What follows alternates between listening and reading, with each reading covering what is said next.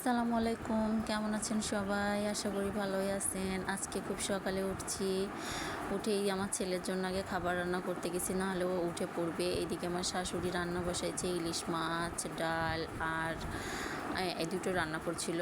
আর আমার ছেলের খুব প্রসাবে সমস্যা হচ্ছিল, যার জন্য আমি স্যালাইন খাওয়াইছি। এই যে মাছ রান্নাও হয়ে গেছে আমার শাশুড়ির।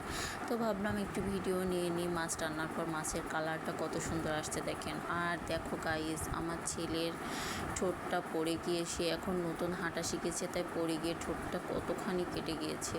আজ 2-3 দিন হলো কেটে গিয়েছে, ওখানে সাদা হয়ে গেছে। আর তার বাবা কক্সবাজার চলে যাচ্ছে। আব্বু দেখো বাবা কি ছেলে আছে কি ভালোবাসা, কি উই পিরিত।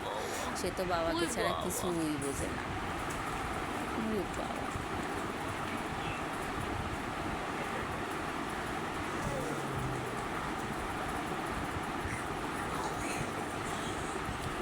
তারপর ওর বাবা চলে গেছে, আর আমি সকালে ওকে ঘুম পাড়াইছি। ঘুম পাড়াই যে কাপড়গুলো ধুতে হবে, আর ঘুম থেকে উঠেই ওর আবার ক্ষুধা পাবে, তাই আমি ডিম দুটো রাখলাম, সিদ্ধ করে খাওয়াবো। আর এই আঙুরগুলো খাওয়াবো, ভিজাই রাখছি। আর ফ্রিজে দেখো আমার শাশুড়ি তাল রেখে তালময় করে ফেলেছে। ফ্রিজে শুধু তাল আর তাল।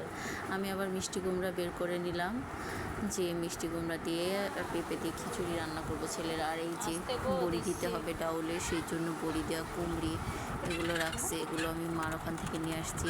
আর আমার শাশুড়ির কোয়েল পাখির বাচ্চাগুলোর বয়স 12 দিন। দেখেন কত বড় বড় হয়ে গেছে, আর কত দৌড়াদৌড়ি করে খাচ্ছে। দুপুরে আমার ছেলের খিচুড়ি রেডি করছি, রেডি করে ওকে, এই যে ও খুব ক্ষুধা পেয়েছে, খাওয়ার জন্য মুখ অমন করে আমাকে বোঝাচ্ছে খাবে। যাই হোক, ভালো থাকবেন সবাই, টাটা।